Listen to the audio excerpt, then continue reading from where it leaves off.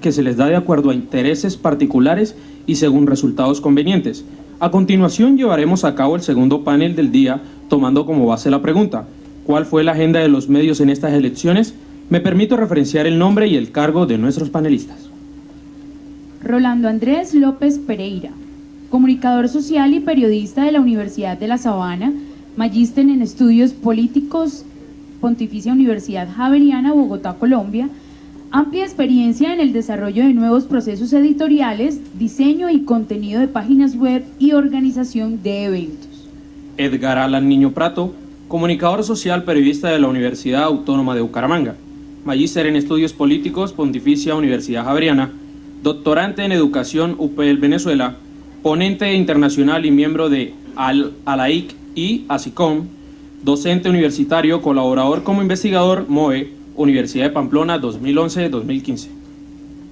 Betty Martínez Salazar, comunicadora social, periodista de la Universidad de La Sabana de Bogotá, máster en Educación Desarrollo Humano, Universidad de San Buenaventura, Cali, docente e investigadora en la Universidad de Quindío, miembro del Comité Intergremial y Empresarial del Quindío, bloguera y columnista. Javier Augusto Ferreira Jiménez, comunicador social, periodista, magíster en Desarrollo Educativo y Social, director del Observatorio de Medios de Comunicación de la Facultad de Comunicación y Artes Audiovisuales de la Universidad Autónoma de Bucaramanga, apasionado por la narrativa audiovisual. Katia Milena Martínez Heredia, comunicadora social y periodista con énfasis en comunicación político-económica de la Universidad Autónoma del Caribe, magíster en estudios políticos de la Pontificia Universidad Javeriana en la ciudad de Bogotá, doctorante en Ciencias Sociales, mención Gerencia de la Universidad del Zulia, docente e investigadora de la Universidad Autónoma del Caribe. Raúl Alberto Acosta Peña, comunicador social, periodista de la Universidad Externado de Colombia, magíster en estudios políticos de la Pontificia Universidad Javeriana, doctorando en comunicación social de la Universidad Nacional de La Plata, Argentina, profesor y director del Grupo de Investigación de Comunicación, Cultura, Mediación del Programa de Comunicación Social, Periodismo de la Universidad de Bogotá, Jorge Tadeo Lozano. Rafael González Pardo, comunicador social con énfasis en el área de comunicación organizacional y especialista en administración de empresas. Actualmente se desempeña como director del Programa de Comunicación Social de la Universidad del Tolima. Nuestro moderador nuevamente será Fabián Hernández, coordinador de comunicaciones de la Misión de Observación Electoral. Los dejamos nuevamente en su compañía. Bienvenidos.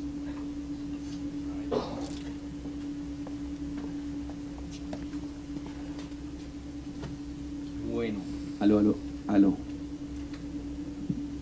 este está mejor, sí. Bienvenidos al segundo panel de la presentación y lanzamiento, además del segundo tomo del libro Las elecciones de los medios de comunicación, que ya tienen ustedes en su poder y que trata específicamente las elecciones de presidente de la República. Este segundo panel va a ser entonces sobre la agenda mediática que ocurrió ahorita en las elecciones de presidencia y en algunos casos en las elecciones de Congreso. Hablaremos de algunas menciones. Me gustaría, ojalá profesores, comenzar por la última pregunta, porque normalmente la última pregunta es la que más debate genera y entonces esto se pone mucho más interesante. Entonces, si tienen la última pregunta, démenla de una vez para empezar por el debate más álgido. Si no, entonces les hago la siguiente reflexión. Como ustedes saben, profesor Javier, como usted sabe, distintos temas se veían venir antes de las elecciones. Cada región tenía unas temáticas que supuestamente iban a impactar el proceso electoral. En algunas regiones era la construcción de servicios públicos, de infraestructura, en otros era la construcción de un Cristo en una montaña o de un Zeus, quién sabe. En otros era temas de parapolítica, en otros temas, es decir, hay una agenda muy amplia de temas de este proceso electoral.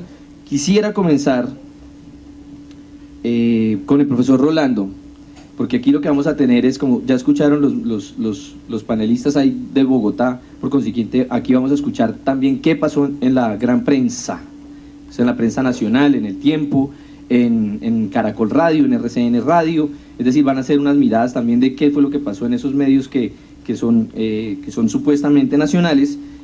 Y voy a comenzar entonces con el profesor Rolando sobre ese tema de la agenda.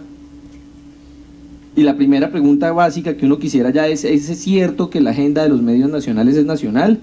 ¿Es cierto que hablan de todas las regiones? ¿Es cierto que la agenda que posicionaron los candidatos durante este proceso electoral le habló a las regiones?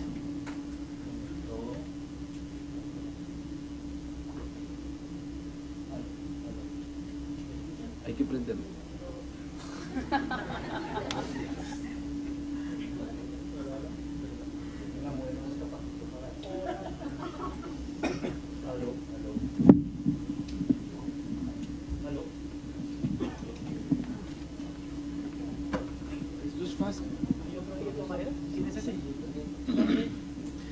Bueno, ante todo, buenos días.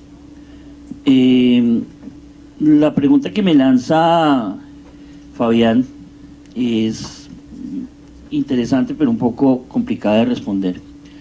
Nosotros estamos acostumbrados a pensar que un diario como El Tiempo es el diario nacional, el diario de los colombianos, y nada más alejado de la realidad. No es como en otros países donde, por ejemplo, en Argentina el Clarín no solamente se vende en Buenos Aires, sino en gran medida en muchas de las provincias y en gran cantidad, o Reforma en México no solamente se vende en Ciudad de México, sino en gran cantidad en otras ciudades. En el caso del Tiempo, se vende en Bogotá, también se ve aquí, pero pues aquí se vende más Vanguardia o La Patria en Manizales. Entonces, ¿qué es lo que pasa con un diario como El Tiempo? Pretende asumir de que está cubriendo temas nacionales, por ejemplo, en los temas que cubrió en la agenda mediática para los temas de presidencia, pero se concentró en asuntos que son de importancia, sobre todo para la élite gobernante en Bogotá, ¿sí? Temas supranacionales que con eso pues quieren precisamente dar sentido al cubrimiento periodístico del medio, pero se concentraron en temas que eran netamente nacionales, que le convenían en ese momento a los candidatos, como eran los que estaban girando alrededor de la paz. O sea, yo aquí no voy a descubrir el agua tibia, ustedes saben que llevamos en un conflicto de más de 50, 60 años, y pues qué más quisiéramos los colombianos que la paz. Entonces, abordar ese tema, cubrir los temas, los puntos que se negocian en La Habana, fueron los temas que, por ejemplo, en el caso del Tiempo, le rindieron más beneficios a la hora de hacer el cubrimiento periodístico sobre los temas de presidencia. ¿Dónde quedaron los temas locales, los temas regionales? Prácticamente fueron anulados. ¿Por qué? Porque tras la máscara de que ese cubrimiento tiene que ser nacional, pues allá no interesan tanto, es triste decirlo, porque pues Colombia somos todos, pero pues es triste decirlo, allá precisamente las élites gobernantes poco o nada les interesa lo que está pasando en las regiones, les interesa es mantenerse en el poder. Y para mantenerse en ese poder, pues obviamente medios como El Tiempo son una excelente plataforma pues para ventilar los temas que mueven la vena, el sentir de los colombianos, y ese fue el tema de la paz. Tangencialmente, seguramente, cuando fueron a las regiones, seguramente los periodistas les preguntaron por los temas de coyuntura de la región, y en el eje cafetero habrán preguntado sobre el túnel de la línea, bueno, en fin, en la costa algunos otros temas, aquí en los Santanderes, pero desafortunadamente los temas, la agenda mediática, por lo menos lo que fue el Tiempo.com y el Tiempo en físico, que también tuve la oportunidad de monitorearlo, giraron sobre temas supranacionales, sobre todo muy enfocados hacia los temas de la paz y los problemas sociales y políticos relacionados precisamente con el alcance de la paz por parte de los colombianos. Profesor, digamos, ahí hay lo que se denomina casi que el habanacentrismo, todo alrededor de La Habana en los medios, pero de pronto esa mirada es muy desde el Tiempo y de lo que pasó en el Tiempo. Igual sí me gustaría escuchar en ese tema de las agendas mediáticas de los medios nacionales al profesor Raúl, que monitoreó y que hizo seguimiento de las radios, para mirar cuáles fueron esos temas que se visibilizaron desde la Radio Nacional. Buenos días todavía. Sí, nosotros hicimos el monitoreo de Caracol Radio y RCN Radio. Estoy de acuerdo con lo que decía el profesor Rolando en el sentido de que los medios de comunicación, sobre todo, hacen un periodismo de élite. Los periodistas hacemos un periodismo de élite. Es decir, la información que se transmite a través de los medios de comunicación, es decir, la agenda setting de los medios, básicamente es una agenda hecha para y desde las élites. Hablamos de Shakira, de Piqué, de James, o sea, hablamos de las estrellas, hablamos de los políticos, hablamos de Benedetti, hablamos del presidente del Congreso, hablamos de Santos, hablamos de Uribe, la pelea Santos-Uribe, Uribe-Santos, etc. Esos son los temas de los que hablan los medios de comunicación. Encontramos que en el seguimiento a medios, en las 2 emisoras monitoreadas, miramos en esta ocasión, no solo miramos los temas políticos, sino que miramos la agenda de los medios. ¿Cuáles fueron los temas de los que hablaron, que presentaron estos 2 medios durante el proceso electoral? Y nos encontramos una cosa rarísima, y es que el tema principal fue cultura y deporte. Claro, adivinen cuál fue el primero, deporte. Es decir, es el tema del que habló la radio durante el proceso electoral. Si miramos la balanza, luego ya si miramos los temas durante el proceso que tenían que ver con el proceso electoral, ahí encontramos básicamente como primeros temas todo lo que tiene que ver con la agenda de negociaciones, ciencia y tecnología, comunicaciones, economía y finanzas está por allá abajo, medio ambiente casi no existe, y sobre todo la información que tenía que ver con los debates electorales, bueno, debates entre comillas, porque debates no hay en la contienda electoral a la presidencia de la República, que fue lo que pudimos nosotros, no hay debates, lo que hay es básicamente unas disputas entre candidatos donde se hace una publicidad negra a través de la cual los candidatos le buscan los errores a su contendor para aminorarlo, para reducirlo, y pues un gran ejemplo de eso lo tenemos, que buena parte de la campaña a través de los medios tuvo que ver con la señora de las naranjas y con la señora de la maricada esa que se hace para aquí para allá. Es decir, eso es lo que les encanta a los medios, eso fue lo que explotaron durante el proceso electoral, y fue esa pelea Santos-Uribe, esa pelea en la cual después también entra a mediar el alcalde de Bogotá por todos sus problemas que tenía legales, lo sacan de la alcaldía, no lo sacan, la Corte, el Consejo de Estado, lo sacan, no lo sacan. Ese problema fue lo que se tomó básicamente la campaña, todo el proceso electoral. Y si miramos cuáles son las fuentes que usan los periodistas, estamos hablando de género también, tiene que ver con que hay una masculinización de la información. Solo se usan fuentes, o la mayor cantidad de las fuentes que se utilizan son fuentes masculinas. A la mujer no le preguntamos sobre política, no le preguntamos sobre la vida social. Y otra característica que está, digamos, en estos procesos de producción periodística, tienen que ver básicamente con el unifuentismo, es decir, la fuente única en la construcción de la noticia, en la construcción de la nota breve, en la construcción de los otros géneros periodísticos. Y si revisamos los géneros periodísticos, vemos que las notas breves, que no son catalogados como un género periodístico como tal, pero que ya inundan los medios de comunicación, sobre todo la radio, es a través de lo que más se cuenta el proceso electoral, que es la noticia y la nota breve. Entonces lo que vemos un poco es que desde la academia, que sería una pregunta que dejo para que la sigamos discutiendo, nos preguntemos ¿qué estamos haciendo los profesores? ¿Qué estamos haciendo nosotros en las aulas de clase? ¿Les estamos enseñando bien esos procesos de producción, esas rutinas de producción? ¿Les estamos enseñando bien a hacer periodismo, a pensar el periodismo? Porque lo que uno ve en las diversas notas es que se hace un periodismo, digo yo en un texto que escribí en Buenos Aires el año antepasado, lo que hacemos es periodismo de mensajería, somos unos mensajeros los periodistas, una fuente es una noticia, entonces vamos, ponemos el micrófono, no preguntamos nada, sino transmitimos textualmente lo que dice la fuente, no corroboramos, no buscamos otras miradas, no buscamos cantidad de fuentes, calidad de fuentes, diversidad de fuentes, no lo hacemos. Entonces, una pregunta que nos tenemos que hacer, ¿cuál es la responsabilidad de la academia? Desde acá nosotros los docentes, ¿qué estamos haciendo? ¿Estamos haciendo bien la tarea o la estamos haciendo bien y cuando ustedes salen a cubrir estos eventos políticos o sociales, ¿por qué no hacen bien la tarea? ¿Desaprenden? Muchísimas gracias por la reflexión, profesor. Digamos, hay que recoger eso porque lo que aquí observamos todos los profesores y los que estuvimos haciendo el monitoreo es que exigimos mucho de los medios de comunicación y somos nosotros los que estamos, los proveedores de el elemento básico del medio de comunicación, que es el periodista.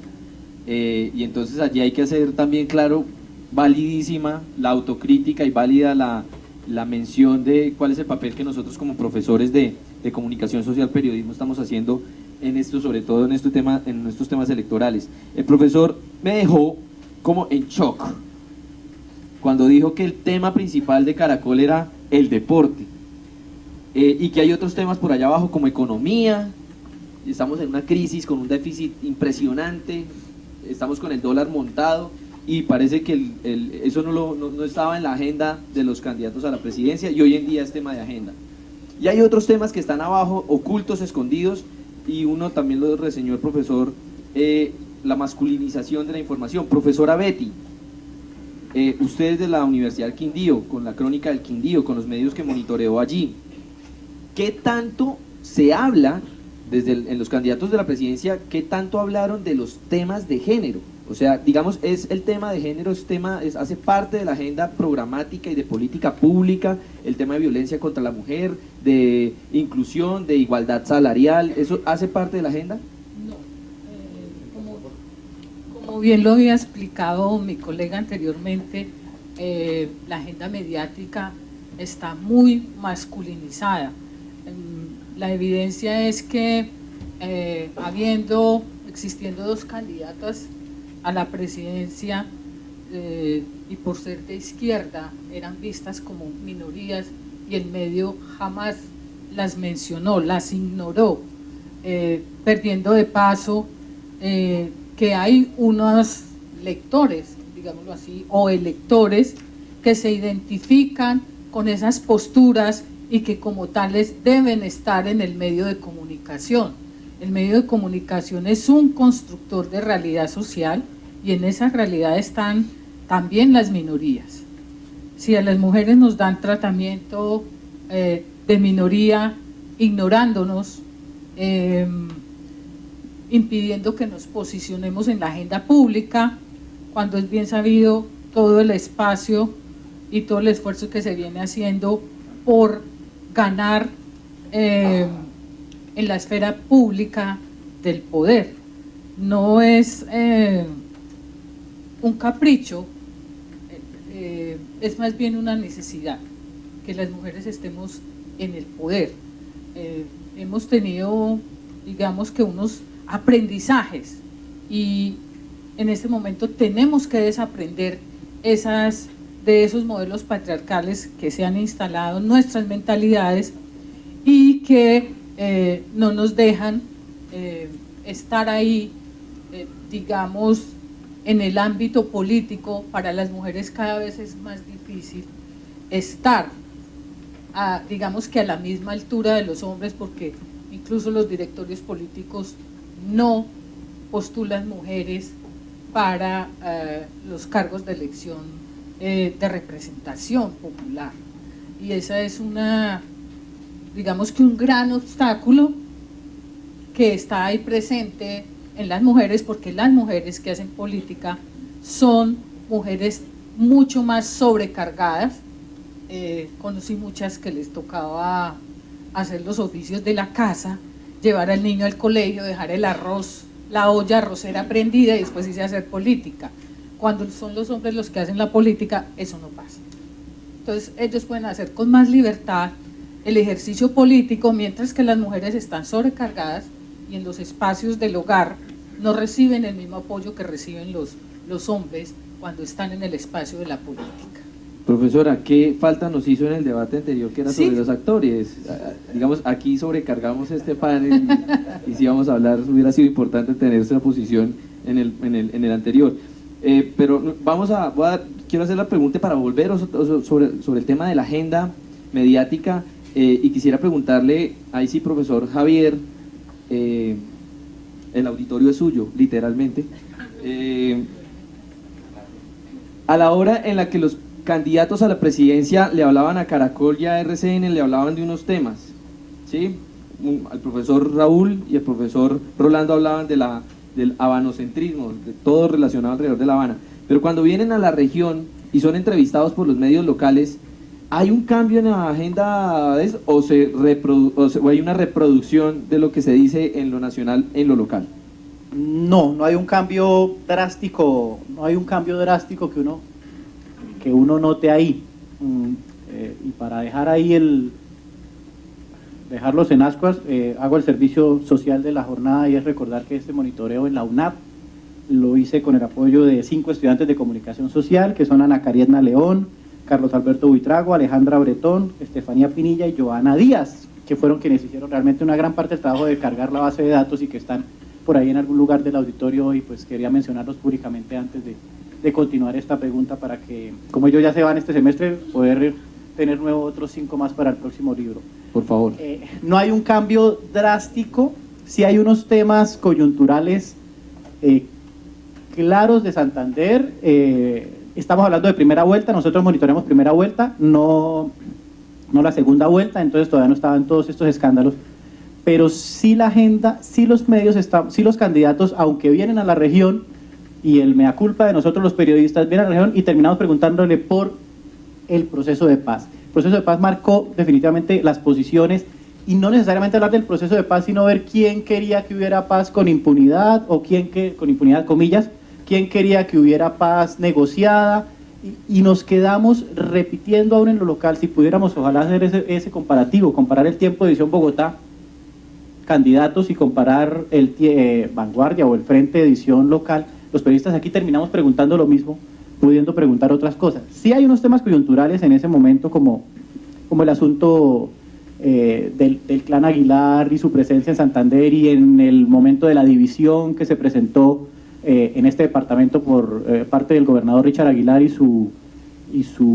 hermano Néctir Mauricio, porque el uno iba con Juan Manuel Santos y el otro estaba con Centro Democrático. Richard Aguilar Villa obviamente iba a estar con el presidente de la República, siendo un gobernador que tiene en juego muchas cosas, y el senador con los uribistas, y recibiendo, pues los dos recibiendo las órdenes desde la cárcel de San Gil de ver cómo se ponían de acuerdo, ¿no? Uy. Entonces ese asunto se mediaba, pero no tanto, pero el candidato venía acá y no le preguntamos nada de eso, sino que terminamos volviendo al, bueno, ¿y qué hay de la paz? ¿Y usted quiere la paz o quiere la guerra? Y entonces, si usted quiere la paz, entonces ustedes terminamos cayendo en ese discurso de usted es izquierda o es derecha, y una mala izquierda y una mala derecha, además, que no es ni siquiera clara, ¿no? Ahora ser izquierda o ser era malo, pero habla ahora defendiendo a los dos medios de comunicación a los que monitoreamos. Una cosa son las cifras cuando hacemos ese análisis que estoy dando un poco frío, y otra cosa es lo que sucede cuando vamos con Fabiana a los medios de comunicación, nos sentamos con los directores de los dos periódicos que nos recibieron de la mejor manera, estuvieron atentos, nos sentamos con los periodistas y descubrimos qué es lo que pasa con las rutinas periodísticas, ¿no? Sí, queremos hacerlo, pero es que el presupuesto, y eso es un elemento que hay que tener en cuenta. O sea, el medio puede llegar a veces hasta dónde, ¿no? Sí, queremos hacerlo, pero el periodista de política cubre política, deportes, infraestructura, temas locales y más, porque tenemos una planta de 8 periodistas. Cuando uno habla con los directores de los periódicos, baja la guardia, por decirlo de esa manera, y como observador, ¿no? Y dice, uy, sí, pero es que en las condiciones de trabajo que hay, el periodista puede tener buenas intenciones y termina cayendo, ¿no? Termina cayendo en ese ejercicio del con qué salgo hoy. Tengo que llenar una página de 120 centímetros de información y hay un boletín de prensa de 50 centímetros de información que lo puedo llenar en esto. Vanguardia nos habló de su unidad investigativa en la que se podía hacer algo diferente, temas locales, temas desde acá para cubrir presidencia, pero esa es la dominical, o es la que sale una vez después de que ya han salido 5 o 6 días de esas noticias de reproducción de boletines de información. en mi informe de Congreso ponía yo precisamente que una de las conclusiones era que si hubo un gran ganador, y lo puedo decir ahora con lo de presidencia, en presidenciales y en Congreso, fueron los jefes de las oficinas de prensa de los candidatos. La agenda de todos con el 40% frente a los otros temas eran cubiertos los periodistas, eran temas de campaña provenientes de boletines ofrecidos por los candidatos. Entonces, el buen trabajo que hicieron ahí fueron los jefes de prensa, que supieron llevar el boletín justo en el momento. Eso hace que no haya un tema diferencial, para seguir respondiendo a la pregunta en cuanto a lo que se publica en la región frente a lo que marca Bogotá, y ahí seguimos siendo un poco centralistas desde el periodismo, seguimos siendo totalmente centralistas. Al paso, y ahí no tiene nada que ver con elecciones, que a veces la agenda de los medios locales se pone por Bogotá. Entonces, hoy el tema de moda es que maltrato a los niños, y entonces resulta que entonces los medios locales dicen, uy, en Bogotá se está hablando, Caracol lo sacó, El Tiempo lo sacó, hagamos algo de cuál es la situación de los niños en Santander, y terminamos reproduciendo, y la agenda se está convirtiendo en una agenda marcada desde lo central. Todo el mundo desde hablando Bogotá. de lo mismo en todo el país. Digamos, no sé si ustedes se acuerden que en este proceso electoral, ¿ustedes saben quién es el encargado de hacer vigilancia del proceso electoral? Es el Consejo Nacional Electoral, es la entidad encargada de sancionar los delitos electorales, las faltas disciplinarias, pero las irregularidades electorales. Y la Registraduría Nacional del Estado Civil, la encargada de la logística electoral. Y son los encargados de, en teoría, brindar las garantías para que hayan unas elecciones. Y sin embargo, a mitad del proceso se nos metió en la agenda de los medios que quien iba a brindar las garantías electorales no era la registraduría, sino la fiscalía. Cuando entró un señor hacker.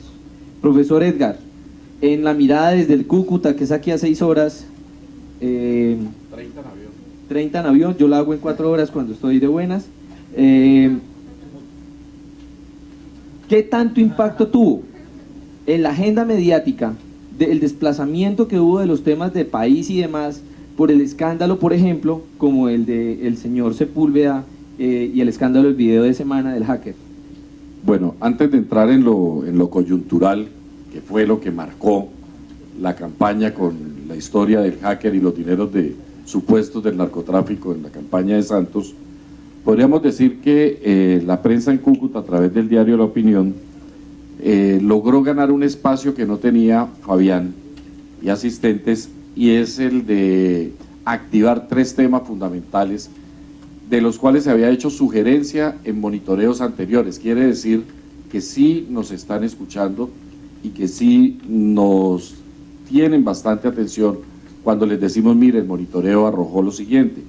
Por ejemplo, en la parte de pedagogía electoral, que era algo que no se manejaba en el periódico, se comenzaron a hablar de candidatos inscritos, cómo iba a funcionar el tarjetón, cuáles eran los vicios en los que podía caer el elector, en qué vicios podía caer el candidato constriñendo al elector, y en esa parte se ganó bastante.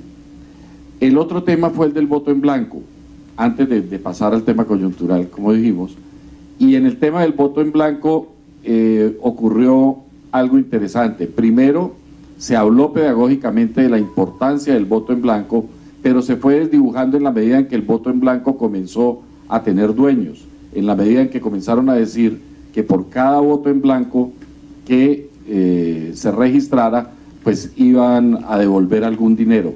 Hasta ahí llegó la importancia de lo que hubiera sido un suceso con el voto en blanco, y esa, como está de moda, esa metamorfosis informativa se vivió en ese momento. La abstención era un tercer aspecto que le interesaba a la región. Se creía que por la gran cantidad de candidatos que había tanto para el Congreso y después con el fragor de las elecciones presidenciales, pues la abstención iba a bajar. No, llegó a cifras interesantes que superaban el 50%, así como en otros departamentos, y desde ese punto de vista quedan muchas preguntas por hacer. O sea, ¿qué es lo que está pasando con el elector y por qué esos niveles tan altos de abstención? Aparentemente era un desencantamiento con lo que pasaba en la región, con la situación del Bolívar, para el caso del norte de Santander y con una desatención especial al caso del Catatumbo y al caso de Gramalote. Somos el único departamento en el norte de Santander que tenemos un pueblo destruido y que no se ha podido reconstruir en tantos años de gobierno y ni siquiera aparecía en los temas de campaña. O sea, eso es un absurdo.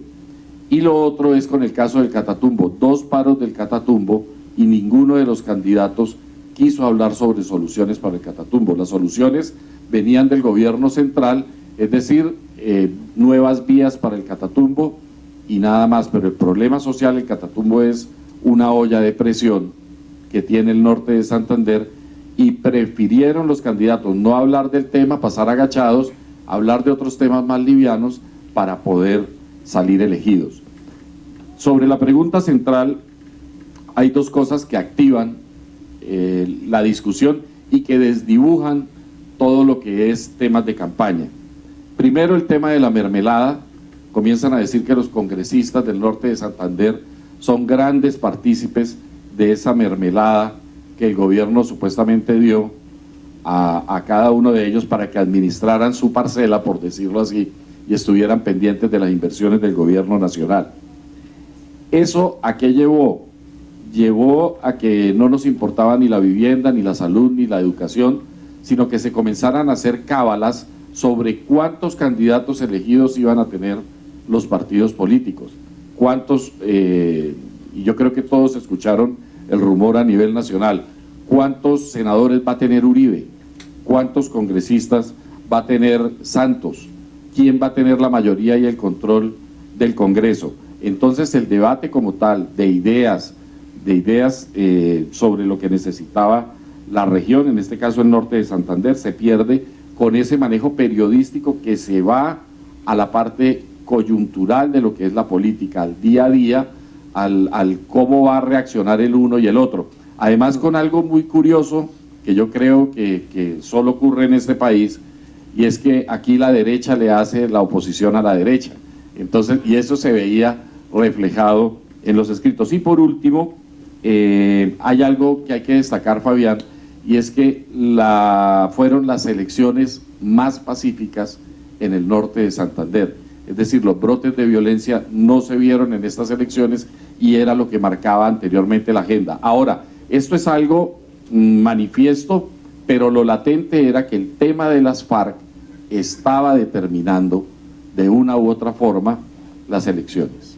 Profesor, me metió al final, me hizo olvidar de la pregunta, mentiras. Ahí parece ser que hay una diferenciación porque la gran mayoría de medios que hemos escuchado son de prensa escrita, y solo habíamos tenido la posibilidad de escuchar qué era lo que estaba pasando en radio, y ahí en radio nos llevamos una noticia que todavía estoy impactado. O sea, fue el deporte lo que más se habló en radio, eso es impresionante. Profesor Rafael, usted que tuvo la posibilidad de monitorear tanto prensa como radio y de mirar las agendas que tienen los periodistas de radio como el periódico que monitoreó, y está además en una región que es el Tolima, que tiene presencia de grupos armados al margen de la ley, y que ha sido muy golpeado por estos temas, y que el tema de La Habana estaba allí metido. ¿Cuál fue la agenda? Y si se puede hablar de una agenda diferenciada entre la prensa y la radio para las elecciones presidenciales. Espero que salga el shock, Fabián. Me preocupa verlo en shock. Sí, bueno. Bueno, buenos días para todos y todas. Bueno, lo primero que hay que empezar a mirar es, de acuerdo pues a lo que han dicho nuestros compañeros, y antes de contestar puntualmente la pregunta, es lo siguiente. Hay que tener en cuenta que nosotros estamos en un país en donde vivimos a partir de cortinas de humo. Aparece el tema del hacker, aparece el tema de las señoras naranjas, es decir, las agendas se van desvaneciendo de acuerdo a las coyunturas. Y lo otro es, nosotros somos muy críticos con lo que producen los medios y los periodistas. ¿Y qué pasa con lo que consumen los receptores?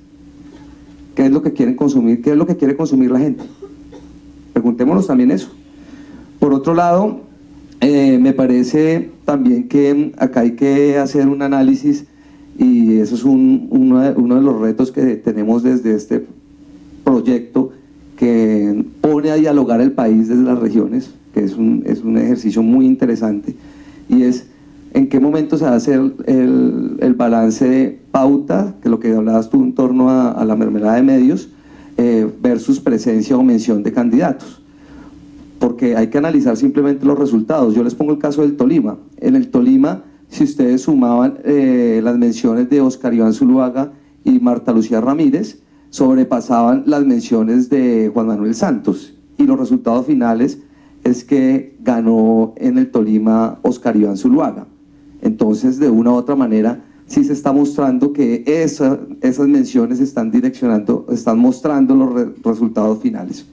Hay una cosa que me parece muy curiosa frente al caso del departamento del Tolima, y es el número de temas en la sección local. El 3% nomás de noticias se produce en la sección local. ¿Qué quiere decir esto? Realmente las agendas programáticas son las nacionales, no se aterrizaron a las agendas locales. Es más, a los candidatos no les interesaba aterrizarlos a las ciudades intermedias, porque hicieron un mapeo del país desde las grandes ciudades. Por eso incluso al final el tema era la costa, que pues, terminó definiendo también la elección del presidente candidato. Entonces, fíjense que por lo menos en el caso del departamento del Tolima no se regionalizó, no se aterrizó la agenda de las ciudades intermedias. Simplemente se interesaron en los debates y lo que se venía a nivel nacional.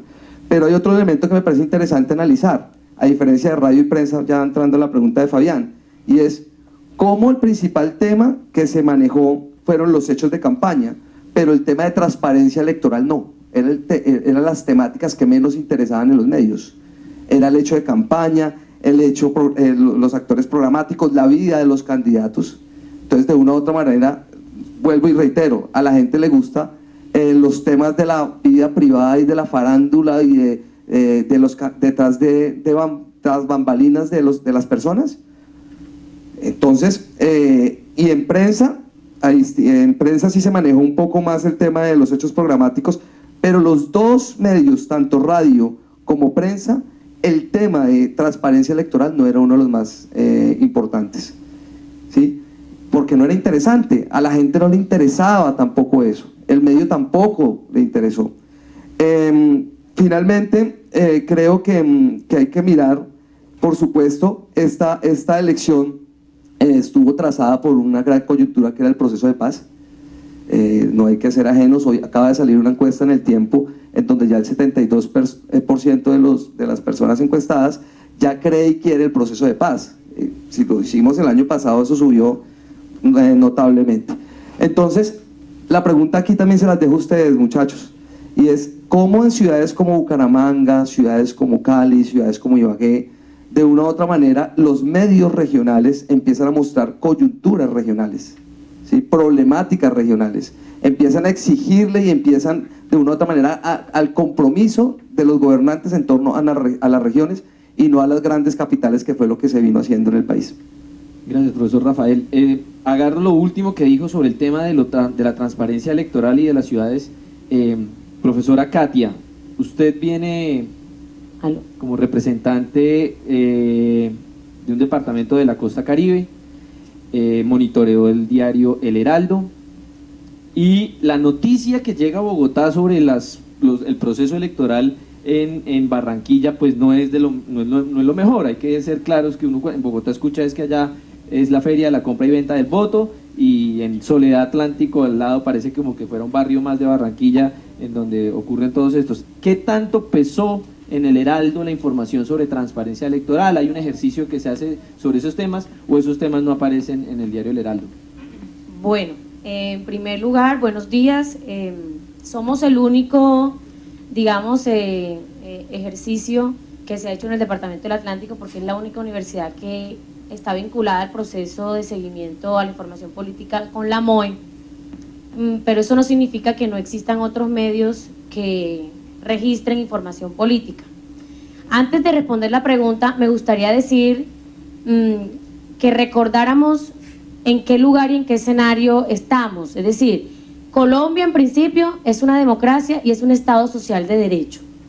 Y en ese sentido, ese escenario histórico debe recordarnos qué somos y para dónde vamos. En esa medida, cuando nosotros hablamos de que somos una democracia y un Estado social de derecho, tenemos que repensar un conjunto de principios y de libertades y de derechos que están teóricamente reconocidos allí, pero que nos ha costado ponerlos en práctica, que nos ha costado garantizarlos como un ejercicio que debe ser obligatorio para toda la ciudadanía a lo largo y ancho del país. Eso incluye la responsabilidad de los diferentes actores en la democracia, y uno de los actores en la democracia son los medios de comunicación, no solamente como transmisores de una serie de informaciones, en ese sentido información política. Los actores que también aparecen es la sociedad civil, es el Estado, es decir, hay un conjunto de actores muy importantes que juegan roles también muy importantes, no solo representativos, sino también participativos a la hora de ser actores o agentes transformadores y de cambio. Las elecciones políticas, sean estas de Congreso o sean estas de presidenciales, también son escenarios importantes para la transformación de un país. Ahora, ¿para qué o cómo lo estamos, digamos, entendiendo los distintos actores que estamos acompañando esos procesos? Es una pregunta que cada uno debería hacerse a la hora de asumir un rol a través de un rol de participación que incluye un conjunto de intereses, cada uno desde sus intereses, cada uno desde sus motivaciones, cada uno apuntando a un objetivo o a un fin último. Entonces lo que digo o lo que intento decirles, estudiantes, es que el proceso eleccionario es una oportunidad para ese proceso de transformación en todas las democracias. Ahora, nuestra democracia ha venido en crisis porque los procesos eleccionarios nosotros los hemos tomado como unos ejercicios, como lo dice Fabián, para garantizar nuestro propio proyecto de vida, es decir, el individual, nuestros propios intereses, para volvernos importantes en unos escenarios donde solamente importamos cada uno en su yo. Es decir, lo que ya la profesora Elvia había repetido en el panel anterior, la búsqueda del propio interés por parte de los políticos y no la búsqueda del interés colectivo y general por parte justamente de estos mismos políticos. En el departamento del Atlántico, como en otros departamentos otros departamentos del país, hay corrupción, hay compra y venta de votos. No sé si seremos los más o menos vendedores de votos o compradores de votos, pero sí es evidente que eso hace parte de nuestra cultura política, de nuestra forma de ser en la política. Entonces, alrededor de ello, en el departamento del Atlántico, en las pasadas elecciones, en ambas elecciones de Congreso y Presidencia, se toca el mismo tema que ya todos mis compañeros han venido tocando, que es el tema del proceso de paz. Pero lo que yo quiero decir es que así como se retoma el tema del proceso de paz en el medio de comunicación, en el Heraldo, en el departamento del Atlántico, se toma como de manera oportunista, no solamente por los distintos candidatos que participan del ejercicio electoral, es decir, que toman el tema del proceso de paz y de las negociaciones en La Habana como un tema de oportunidad. Un tema de oportunidad porque es el tema que no solamente es de interés nacional, todos, ya lo decimos, todos amamos y queremos que algún día tengamos derecho o vivamos la paz en todo el sentido amplio del derecho a la paz, que incluye salud, educación, empleo, todos estos otros temas. Pero lo que quiero decir es que el ejercicio de las elecciones en todo el país se ha venido tomando como la mercantilización del tema del proceso de paz. Es decir, vende para el político y le vende también al medio de comunicación, porque es el tema que es el que tiene mayor relevancia y, por supuesto, el que tuvo más espacio, el que tuvo distintas fuentes, porque todos los políticos pusieron como primer tema de programa de gobierno discutir, participar, hablar de un lado o de otro el tema del proceso de paz. Entonces, también la elección y el tema que nos toca ahora se volvió asimismo una mercancía más en nuestros escenarios de la democracia. Por tanto, cuando estos sujetos son elegidos sobre esos temas, pues no encontramos un sentido ni encontramos que nos incluye a nosotros los ciudadanos desde nuestras realidades. Profesora, dijeron hay dos temas que se mencionaron acá que son supremamente importantes a la hora de la agenda de temas que se construyó en estas elecciones. Creo que todo el mundo no fue ajeno a la importancia que tuvieron. Uno, los debates y la ausencia de debates tanto en lo local como en lo nacional. Digamos, hubo una ausencia de debates hasta el final, casi en el último mes fue que vinimos a presenciar tres debates, de los cuales en uno no quedó muy bien parada el organizador, que fue uno de los medios de comunicación de televisión nacional. Entonces, voy a preguntar un poco sobre el tema de los debates. Otro tema que no se nos puede escapar, que también está ahí y va a ser la pregunta, es el de las encuestas, que también lo mencionaron ustedes y ya lo... Segundo, y hay un tercer tema de agenda hoy actual, que es el tema del Maduro, ¿sí? Porque Maduro mandó decirle a Santos que él no permitiría que una caricatura, mandó decirle en Venezuela la libertad de prensa, pues yo no permitiría eso, ¿cierto? Y en proceso electoral, si ustedes recuerdan, la posición frente a lo que se tenía que hacer frente a Venezuela entre Oscar Iván Zuluaga y Santos fue radicalmente opuesta, la posición que había frente a ese tema. Entonces, ya voy a empezar a recibir las preguntas de ustedes, porque no estamos perfectos. En 5 o 6 minutos recibo las últimas. Voy a comenzar entonces, profesor Rolando, para que hablemos del tema, usted que miró en los medios, además porque El Tiempo y Pombo, el director, hizo uno de los debates más o menos decentes que hubo en este proceso electoral. ¿Cómo, una vez se hace un debate, cómo es la información que sale noticiosa de un debate? Si es información relevante sobre lo que pasó o sobre los conflictos que ocurrieron. Es decir, ¿cómo lo vio dentro del Tiempo? ¿Cómo se cubren los debates en Colombia? Bueno, básicamente lo que se ha querido hacer con el tema de los debates es mostrar el verdadero talante de cada uno de los candidatos. Eso es lo que se pretende.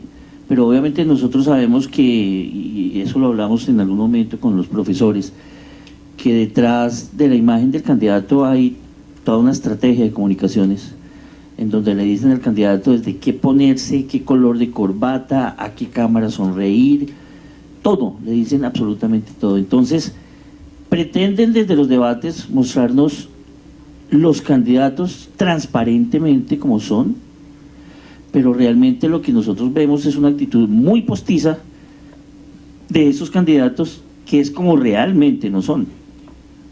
Si ustedes se dieron cuenta, por ejemplo, los debates comienzan cuando el presidente Santos se da cuenta en primera vuelta de que puede perder las elecciones, porque él antes no quiso aceptar debates. Cuando ya se preocupa y cuando ya los estrategas de comunicación le dicen, no, salga y háblele a la gente que usted es el candidato de la paz y que el otro es el de la guerra, porque si usted se queda callado está pérdidas. Ahí es cuando comienza el candidato Santos a aparecer en los debates, y además con una actitud que él antes no había tenido. En primera vuelta fue muy calmado, fue muy condescendiente, no negociante con la contraparte, pero digamos respetuoso. En la segunda ya fue agresivo, incluso se mostró así en los debates. Y lo que nosotros pudimos ver de que los medios reflejaron de los debates fue, uno, nuevamente el abanacentrismo del que ya habíamos hablado. Nuevamente vemos que el tema se restringe a hablar de ese tema, pero dos, un tema que salió, que también aquí lo habían tocado, fue el tema de los hackers, del hacker. O sea, los medios empezaron a cubrir más que la verdadera agenda política y mediática que necesitaba el país.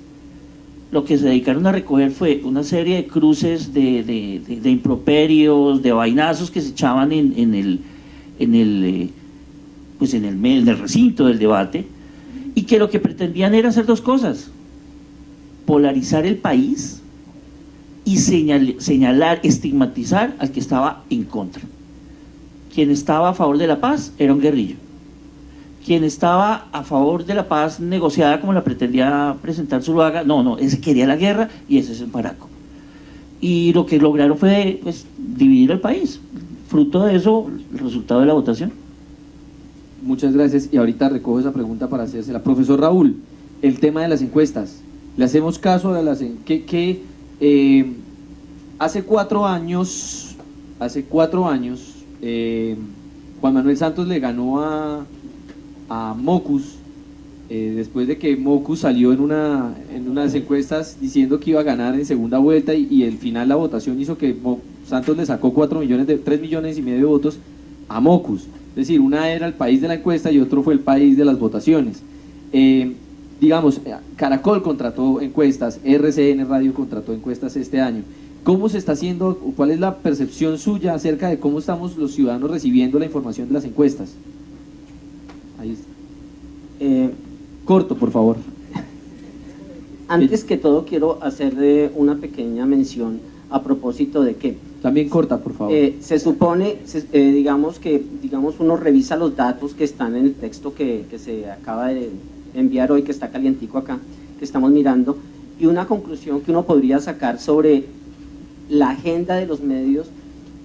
Uno piensa que realmente la política pública es lo más importante en un proceso electoral y que deberían haber 3 tipos de agenda bien diferenciadas. Una sería la agenda setting, que sería la agenda de los medios; otra sería la agenda política, que sería la agenda de los políticos, que tendría que ser coherente con la agenda pública, que serían los temas que realmente le interesan al ciudadano. Entonces vemos que no existe, digamos, dentro de la agenda política, una agenda pública definida y defendida a través de, digamos, de una propuesta de índole nacional y defendida en los debates, sino que lo que vemos es unas agendas acomodadas políticas y no encontramos claramente una agenda pública definida durante el proceso electoral. Ahora bien, sí, digamos que en los procesos electorales que hemos venido siguiendo desde el año 2008, 2009 y último de 2014 a la presidencia, que fue el que trabajé, lo que uno ve es que les preocupa bastante. La encuesta es muy importante, tanto para el grupo asesor como para los medios de comunicación. Los medios de comunicación no hacen análisis.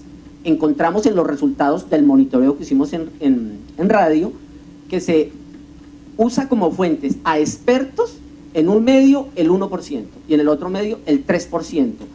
¿Qué podrían hacer esos expertos si no analizar realmente las encuestas?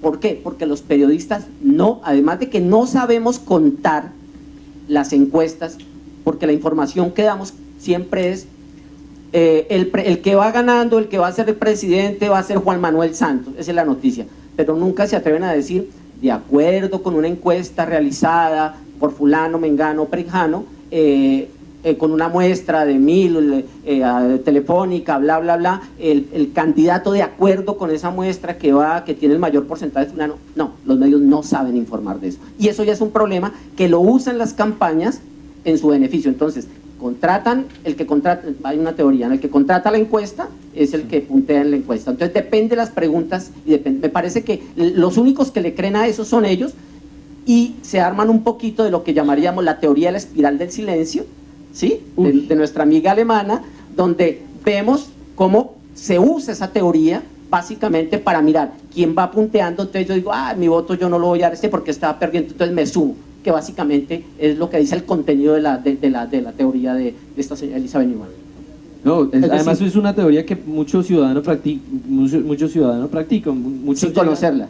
Sin conocer el fundamento. Llegan al puesto de votación, le preguntan a la persona que está en la mesa al lado, ¿usted por quién va a votar? Voy a votar por Santos. ¿Y él va a votar por Zuluaga? Entonces devolvámonos a la casa, que su voto y el mío se anulan.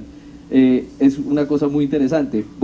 Antes de que se me vuelva caliente el debate, porque me imagino que van a refutar todo lo que dijo el profesor Raúl, ¿sí?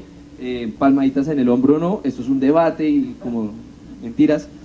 Yo sí quiero, igual que me hagan una mención sobre todos los profesores que tienen medios regionales, y es si el país quedó demasiado polarizado de esta elección, porque el resultado final entre Zuluaga y Santos no fue muy amplio.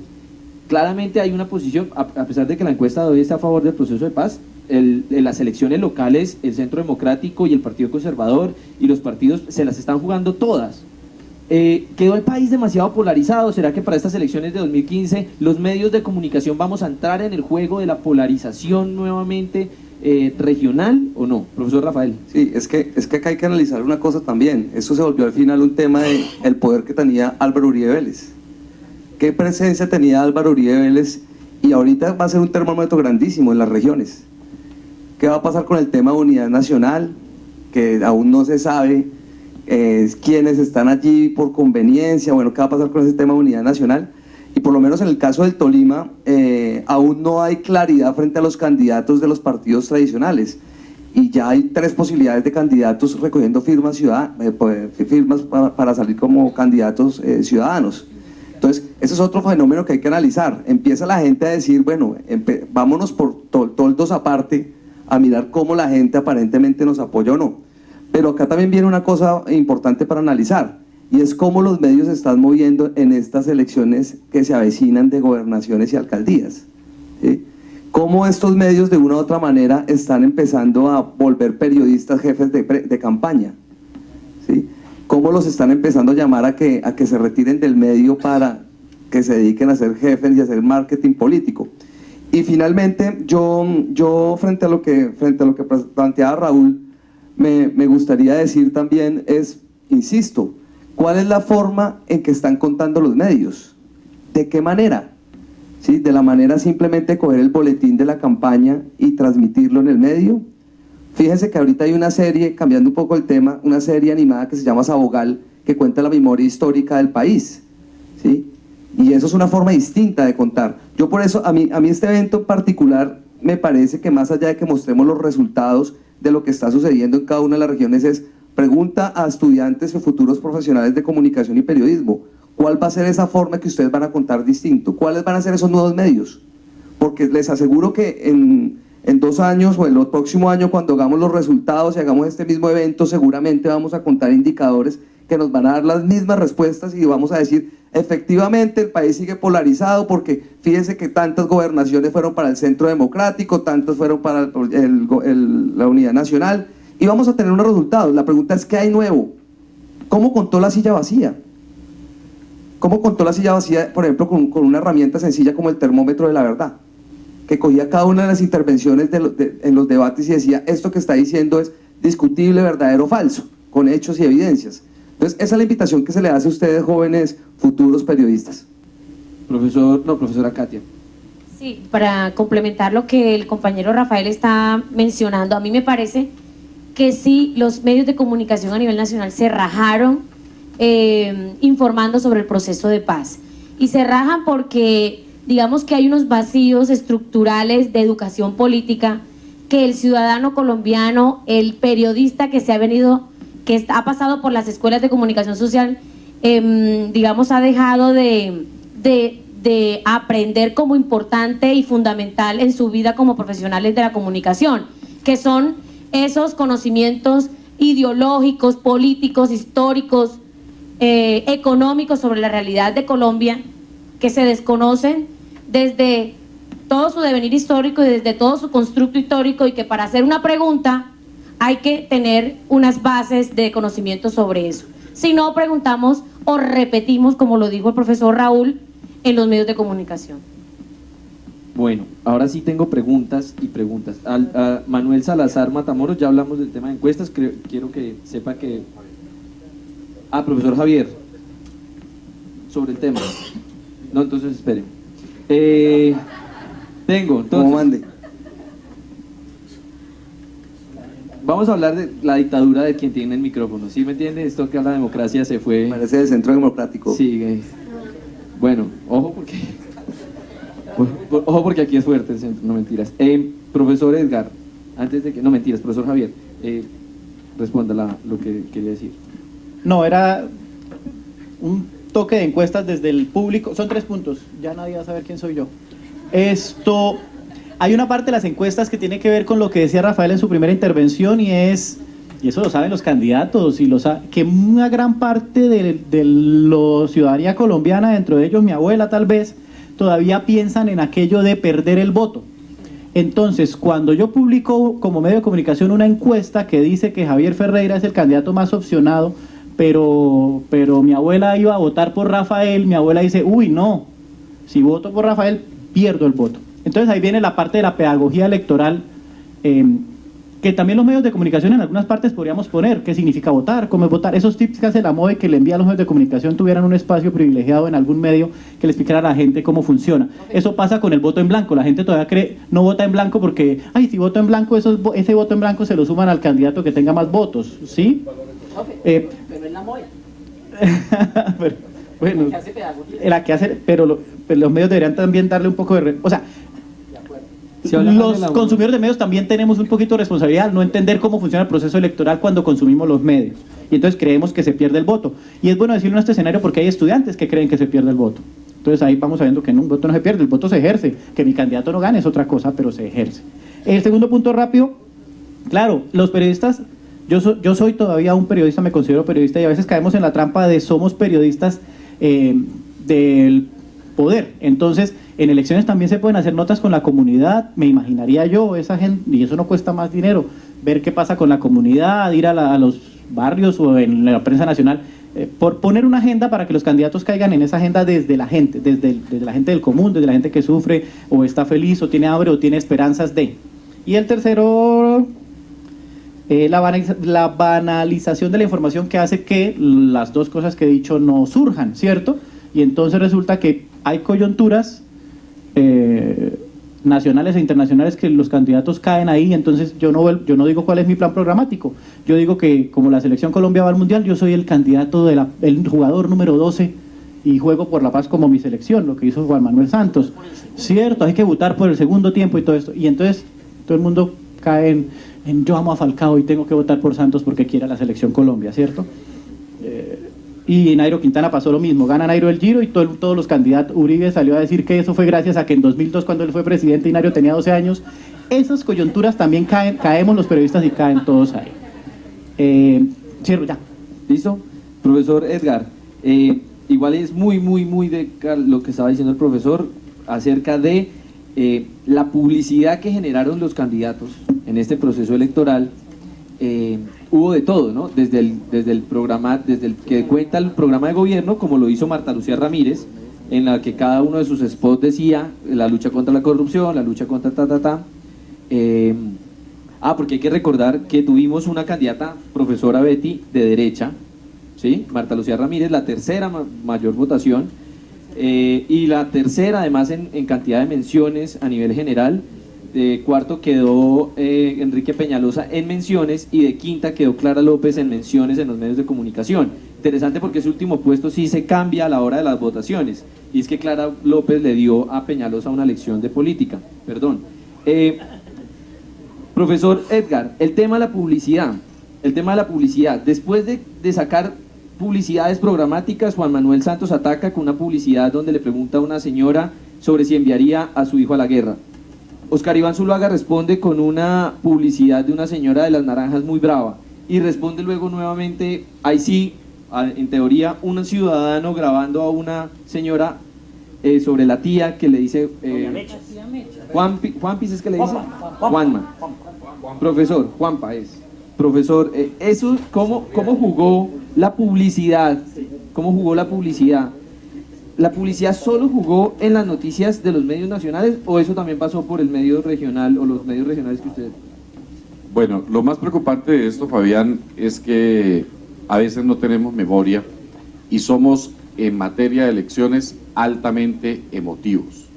Si miramos históricamente, o éramos trapo rojo o éramos trapo azul antes para votar, no importaba qué decía un candidato u otro, había una tradición familiar donde le decían a la gente, usted nació en esta casa, acá todos somos liberales, vota liberal, o nació en esta casa, acá todos somos conservadores, cuidado, va a votar por una opción diferente.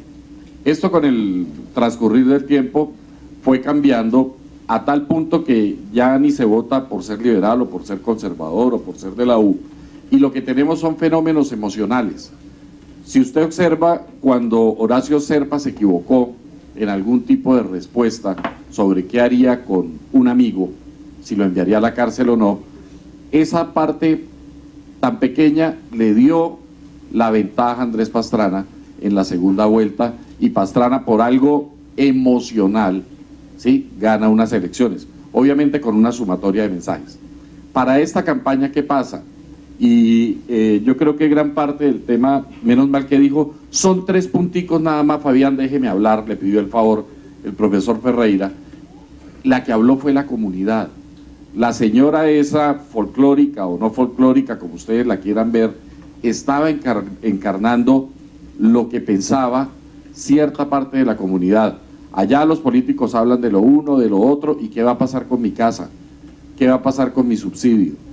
Cuando encarnan con una persona de la ciudad que vive el día a día, que vive lo cotidiano, que no necesitan maquillar al candidato, que no necesitan darle una cartilla de memoria, y comienzan a entender que hay que mostrar qué es lo que dice la gente, cambia el concepto político y publicitario y nos comienzan a mostrar candidatos de carne y hueso. Y el candidato de carne y hueso es el que no me va a quitar el subsidio, el candidato de carne y hueso es el que no me va a cobrar más por una solución de vivienda.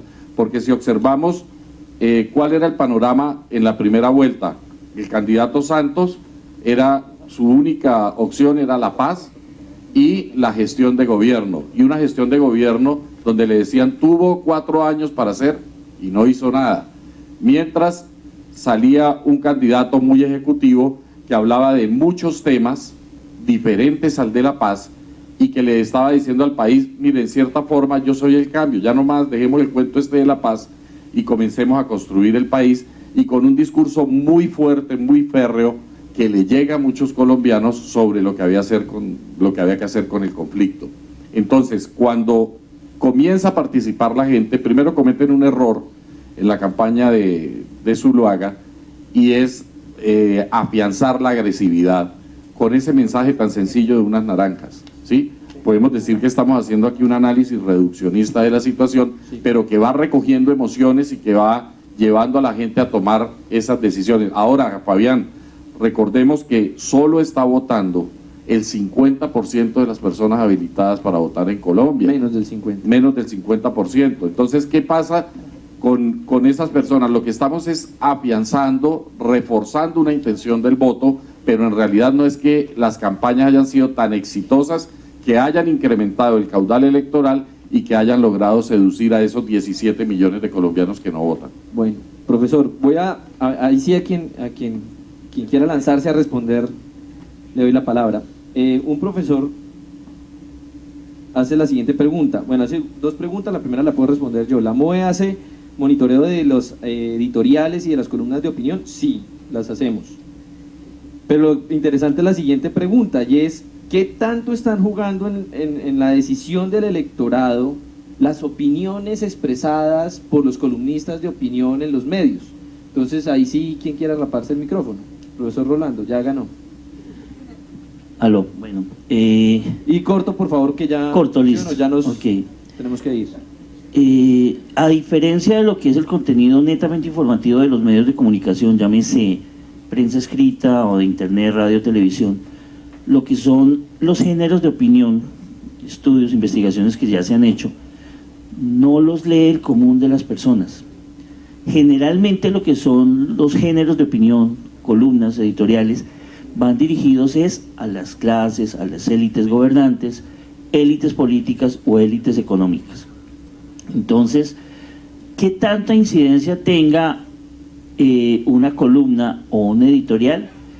Pues tiene incidencia dentro de, digamos, dentro de ese grupúsculo de personas que tienen ese poder económico o ese poder político. Sin embargo, no quiere decir que siempre eso vaya a incidir en la decisión de voto de los ciudadanos. Pongo un ejemplo y con esto termino. En Bogotá, para las elecciones a la alcaldía del 2006, 2008, no recuerdo muy bien, que se lanzaron Luis Eduardo Garzón y Juan Lozano. Juan Lozano tenía el apoyo de los grandes medios de comunicación. Semana, él es de la entraña, o era por lo menos en esa época, de la entraña del Tiempo, casa editorial del Tiempo, entonces tenía el Tiempo, tenía City TV detrás.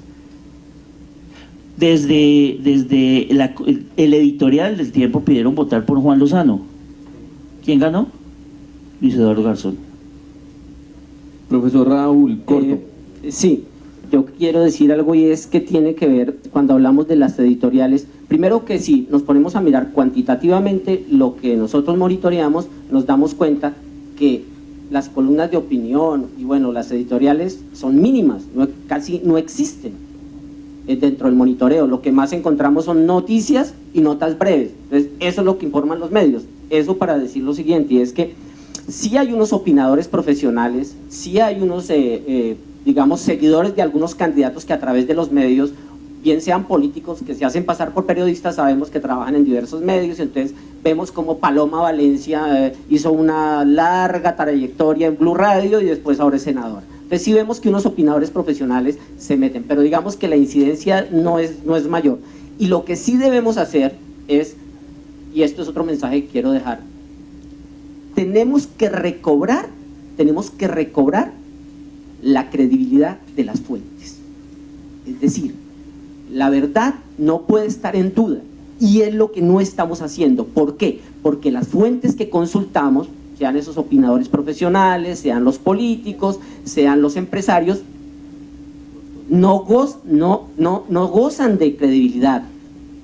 Políticos en la cárcel, ministros en la cárcel, alcaldes en la cárcel, parlamentarios en la cárcel, empresarios en la cárcel. Esta semana autodetención para los del grupo, estos los del DMG de las élites, llamados, etcétera, etcétera. Entonces, esas son las fuentes que consultamos. O sea, cuando vamos a hacer una nota económica, vamos y le preguntamos en la bolsa, vamos y le preguntamos, y están en la cárcel, los políticos en la cárcel, los alcaldes en la cárcel, el ministro, un exministro en la cárcel. Entonces, tenemos que reinventar la manera a través de la cual buscamos otras fuentes, unas fuentes con mayor credibilidad para cumplir ese sueño, poesía, que nosotros nos debemos al ciudadano. Nos debemos, decían los gringos, somos la voz de los que no tienen voz. Profesor, sí, porque si Rafa, y si no termina Actualidad Panamericana siendo fuente oficial.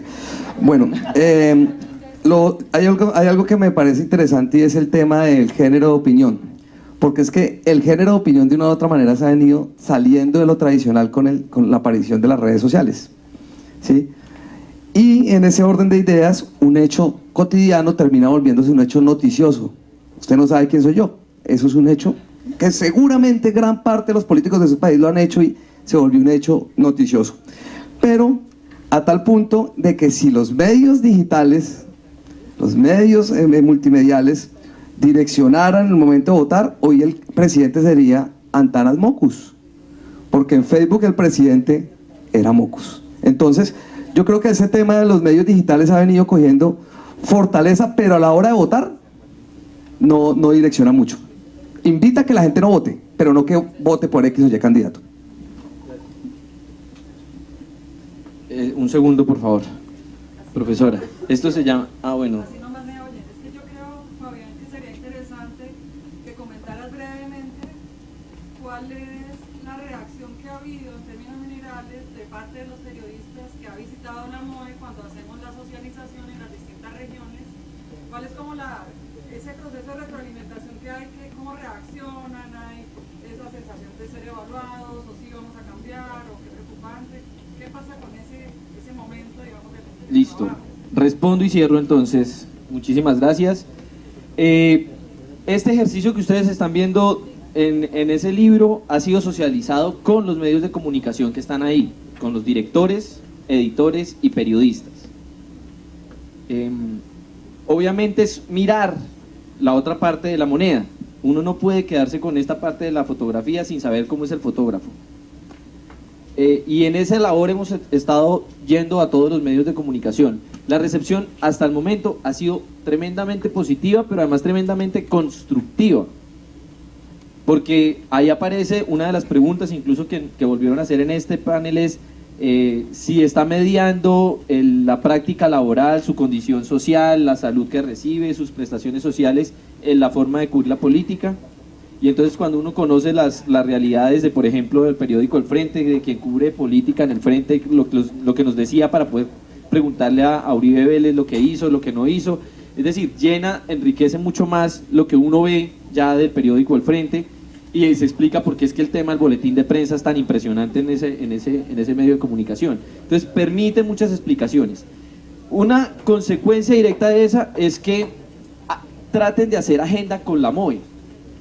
O sea, que quieran construir temas con la MOE para visibilizar esos temas de transparencia electoral, de pedagogía, y es una consecuencia para nosotros positiva. Si ya nos podemos aliar con los medios para hacer temas de pedagogía, de transparencia, de mapas de riesgo electoral, pues ya es una ganancia enorme.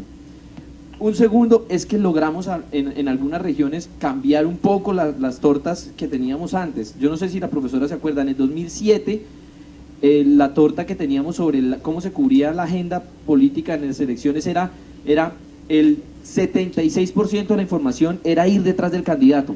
O sea, imagínense un periodista que más cara de periodista era un GPS. Hoy el candidato está con las madres cabezas de familia en tal lugar, hoy está con la población afrocolombiana en tal lugar, hoy está allá. Y la noticia era el reporte diario de lo que hacía este personaje. Y creo que hemos dado tanta lora con este monitoreo de medios, creo que hemos estado y hemos acercado tantas puertas para que se hable del tema de transparencia, que a pesar de que el profesor Raúl, creo que porque además es nueva la universidad y el nuevo sí, hasta ahora estamos entrando en el nuevo día de Ibagué, en otros medios hemos logrado torcer un poco esa estadística. Creo y quiero creer que es así, ¿sí? Pero en principio sí hay una recepción importante y sí hay una credibilidad muy grande que ha ganado este ejercicio y ha ganado la misión de observación electoral haciendo este ejercicio.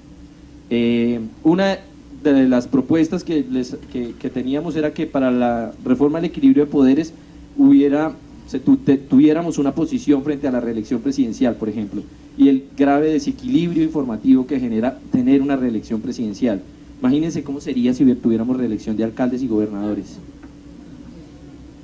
La ley de garantías hizo agua en este país y si no sabemos solucionarla en presidencia, pues imagínense en consejos, asambleas, bueno, imagínense en alcaldías y gobernaciones, porque ya sucede en consejos y gobernación y diputados y asambleas. Para cerrar, hay muchas cosas que ustedes como periodistas les va a tocar hacer y muchas decisiones que van a tener que tomar a la hora de cubrir la política.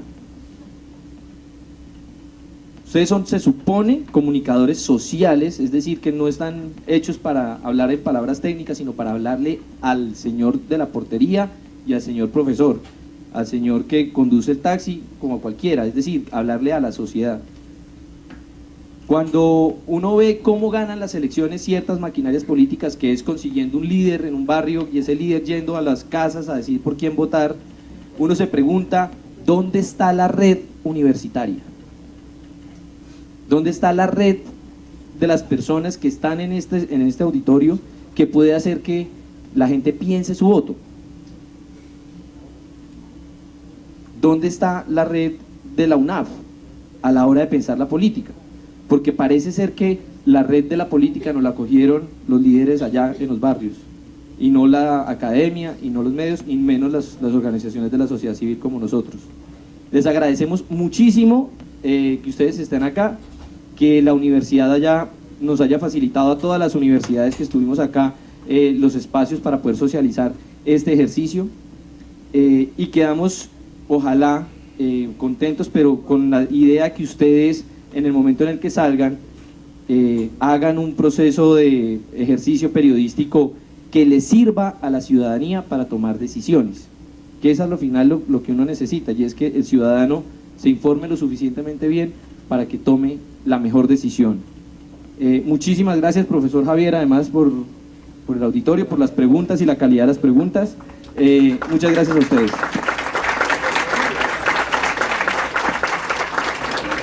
Y toda información que no dijimos está en el libro que tienen en su poder.